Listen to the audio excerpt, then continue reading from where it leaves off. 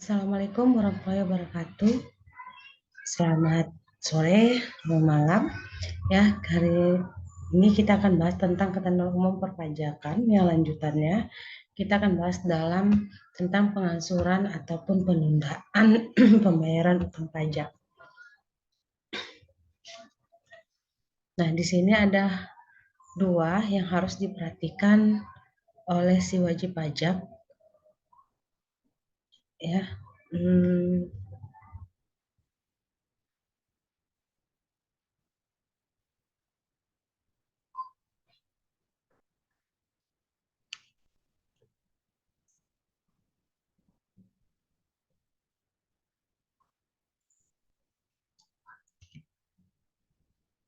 Oke, pertama adalah apabila si wajib pajak mengalami kesulitan likuiditas ataupun maksudnya dalam keadaan force manager ya sehingga dia tidak dapat memenuhi kewajiban pajaknya tepat waktu, maka dia boleh mengajukan permohonan mengansur ataupun menunda pembayaran pajak.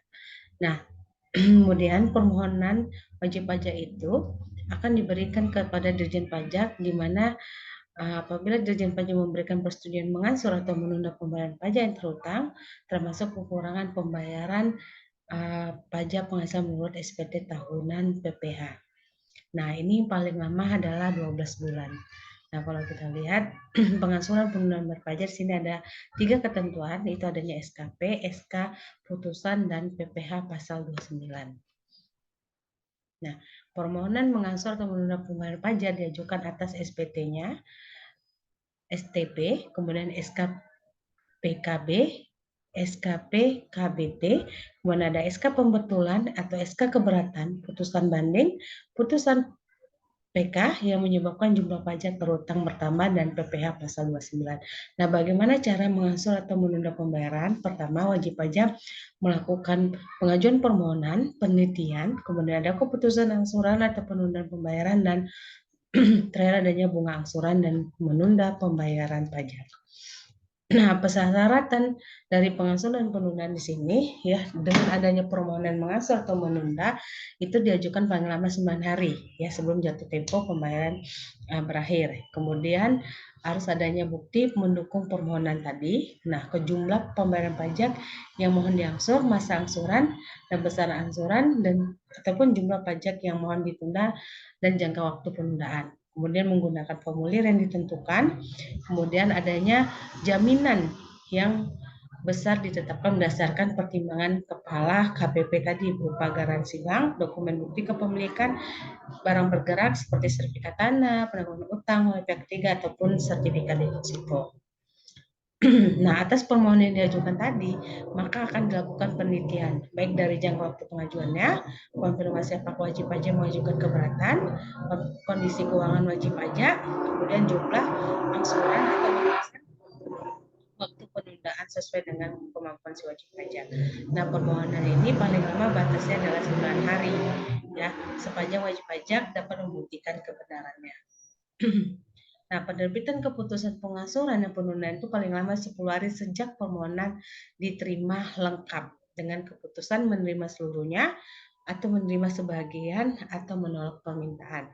Apabila 10 hari terlampau belum juga ada keputusan, maka permohonan si wajib pajak dianggap diterima. Nah, waktu pengangsuran dan penundaan itu diberikan 12 bulan sejak tanggal keputusan diterbitkan. Nah, kemudian wajib pajak juga diperbolehkan mengangsur atau menunda pembayaran, tetapi dia akan dikenakan sanksi administrasi berupa bunga sebesar 2% per bulan dari jumlah pajak yang masih harus dibayar. Kemudian, pajak yang dibayar berdasarkan keputusan angsuran tadi atau penundaan bertambah dengan bunga 2% per bulannya sesuai ketentuan dari pasal 19 ayat 2 Undang-Undang KUHP. Nah, ini contoh beberapa kasus ya, bisa nanti diperiksa ya di bahannya. Oke, kita baik pada pembukuan dan pencatatan topiknya. Nah, di pembukuan di sini adalah proses pencatatan yang dilakukan secara teratur untuk mengumpulkan data dan informasi keuangan yang meliputi harta, kewajiban, modal, penghasilan dan biaya, serta jumlah harga perolehan dan penyerahan barang ataupun jasa. Nah, di sini dengan adanya ditutup menyusun laporan keuangan berupa neraca dan laporan laba rugi. Nah, wajib pajak orang pribadi melakukan kegiatan usaha atau pekerjaan bebas. Nah, dan wajib pajak badan di Indonesia wajib melakukan pembukuan.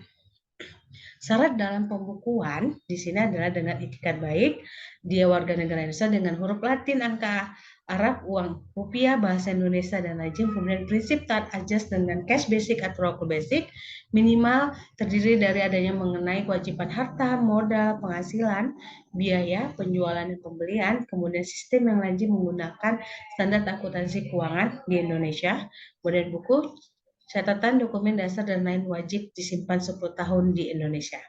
Wajib pajak wajib melakukan pembukuan. Kalau untuk wajib orang pribadi, cukup dengan jika peredaran atau penerimaannya lebih kecil dari 4,8, dia dalam setahun hanya memilih menyelenggarakan pembukuan ataupun boleh dengan pencatatan.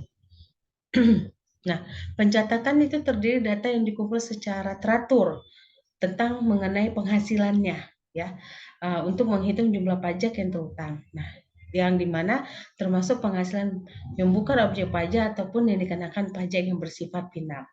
Nah, wajib pajak orang pribadi juga ya harus melakukan pencatatan atas berapa besarnya penerimaan dia, baik penerimaan di mana penghasilan ada yang lain lagi dan penghasilan yang bukan objek pajak ataupun yang dikenakan pajak bersifat final. Nah, kalau kita lihat di sini uh, uh, kerangka dari wajib pajak baik orang pribadi ataupun badan. Nah, kalau orang pribadi itu bisa ada dua kemungkinan. Jika penghasilan brutonya lebih besar dari 4,8, dia wajib melakukan pembukuan. Tapi kalau dia penghasilan brutonya di bawah 4,8, boleh dia melakukan pembukuan atau boleh pencatatan. Tapi untuk wajib pajak badan itu wajib menggunakan pembukuan. Baik, kita lanjut ke topik kita selanjutnya adalah pemeriksaan dan penyidikan. Nah, pemeriksaan ini apa? Adalah kegiatan yang menghimpun dan mengolah data, keterangan dan bukti yang dilaksanakan secara objek dan profesional berdasarkan suatu standar pemeriksaan, di mana dia menguji kepatuhan pemenuhan kewajiban perpajakan oleh si wajib pajak, ya, di mana dalam melaksanakan ketentuan peraturan perundang-undangan perpajakan. Nah, tujuan di pemeriksaannya adalah dia akan menguji kepatuhan pemenuhan kewajiban perpajakan, kemudian juga melaksanakan ketentuan peraturan perpajakan. Nah, pemeriksaan pajak juga diberi kewenangan dengan adanya undang-undang melakukan tindakan dalam rangka menguji apakah wajib pajak dalam SPT yang sama atau tidak dengan pajak yang seharusnya menurut pemeriksaan. Nah, kemudian si objek pemeriksaan pajak itu di sini melihat pembukuan dan pencatatan yang dilakukan oleh si wajib pajak. Ini merupakan dasar dalam perhitungan pajak terutang melalui mekanisme SPT. Nah, pemeriksaan pajak tidak sewenang-wenang menetapkan kewajiban perpajakan si wajib pajak tanpa didahului dengan mencari, mengumpulkan, mengolah data baik berupa buku, catatan, dokumen dan dijadikan sebagai dasar bukti dalam menghitung pajak yang terutang dan harus dibayar si wajib pajak. Nah, pemeriksaan tujuan lainnya adalah pengukuhan atau pencabutan PKP, kemudian penetapan satu atau lebih dari tempat PPN atau PP Pasal 1, pemberian NPWP dan NPPKP secara jabatan. Nah, kita lihat penyidikan tindakan pidana di bidang perpajakan ini serangkaian dengan tindakan yang dilakukan penyidik untuk mencari serta mengumpulkan bukti, di mana bukti yang membuat tentang tindakan pidana perpajakan yang terjadi dalam menemukan tersangkanya. Jadi tujuan penyidik ini adalah agar tindak pidana di bidang perpajakan yang terjadi dapat menjadi jelas gitu dan terang dan menentukan tersangka ya pelaku dan mengetahui besarnya jumlah pajak yang digelapkan. Kemudian penyidikan dilaksanakan bila ditemukan adanya bukti permulaan tentang tindak pidana di bidang perpajakan. Baik, demikian topik kita di KUP yang lanjutan. Maka saya akhiri. Assalamualaikum warahmatullahi wabarakatuh.